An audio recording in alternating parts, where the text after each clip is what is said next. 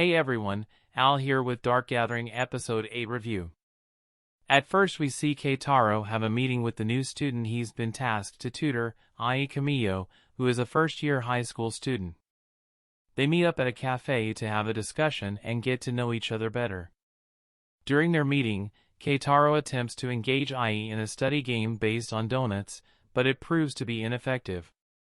Frustrated, Ai asks the waiter for a parfait, which leads to an accident where the waiter accidentally spills water on Ai, causing her makeup to get ruined. Ai seems to be a very free-spirited and bubbly type of character. Also, it's kind of funny how she looks like Ruby from Ashi no Ko and how her name is Ai. We see Keitaro inquire if Ai has been experiencing any physical discomfort like sore shoulders or sleep paralysis. Ai confirms that she has, but she's puzzled about how Keitaro knows. He points out the puddle of water and the footprints, suggesting the presence of a spirit. Ai then opens up about her perpetual bad luck, feeling that a spirit has been meddling with her life for a long time. She believes this spirit might be her deceased brother, who sacrificed himself to protect her. Ai speculates that he might be safeguarding her from malevolent spirits even in the afterlife and is unable to find peace. She discloses that she hired Keitaro to help improve her grades as a way to demonstrate to her brother that she can make progress. I found it a bit odd how easily Ai opened up to Keitaro despite just meeting him. Then we see Keitaro bring Ai to Eiko's house to introduce her to Yayoi. Yayoi, using her abilities, senses that two spirits are trailing Ai and proceeds to set up a ritual to ensnare one of them. Grateful for Yayoi's assistance, Ai affectionately calls her little senpai as she was Keitaro's initial student. Yayoi takes a strand of Ai's hair for spiritual protection purposes.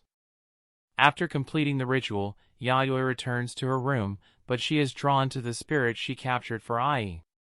Meanwhile, Keitaro has a vision involving the female spirit that accompanies Ai.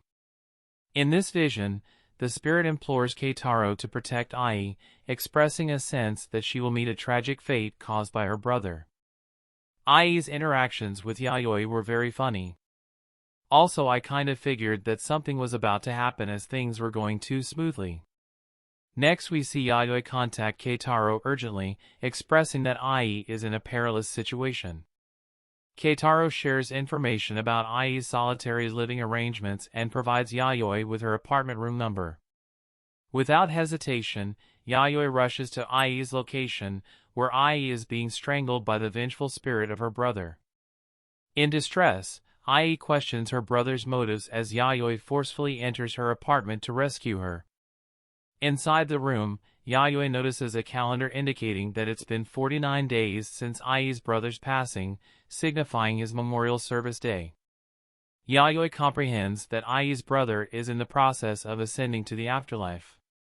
As her brother gradually fades away, he reveals that he intended to kill Ai to spare her from a predestined fate. Keitaro arrives and offers Ai a calming drink. He suggests that her brother might not have harbored evil intentions. Ai, perplexed by her brother's actions, discloses a chilling family tradition, a deity-like figure who has fallen in love with her and intends to whisk her away when she turns 20.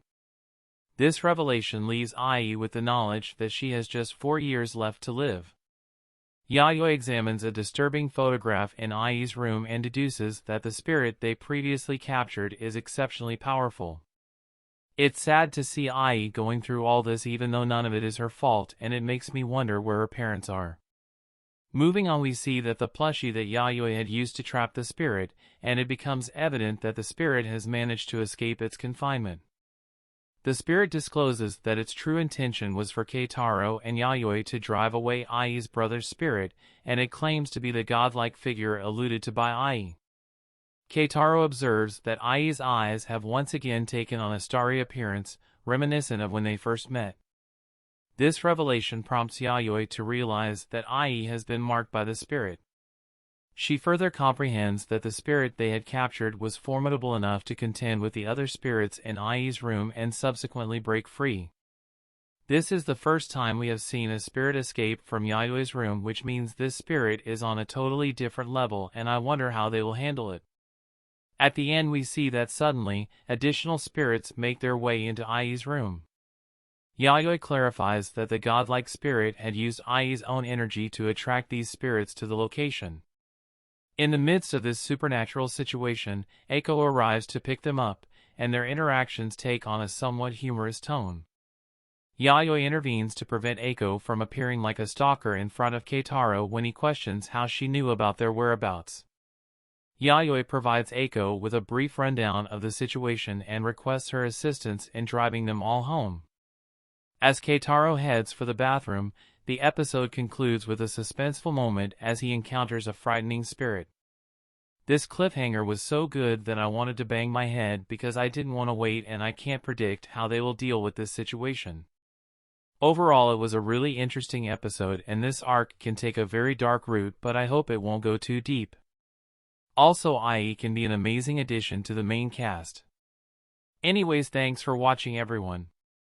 If you like my video and want to see me make more, then hit the like button and subscribe. If you want to say something, then leave a comment.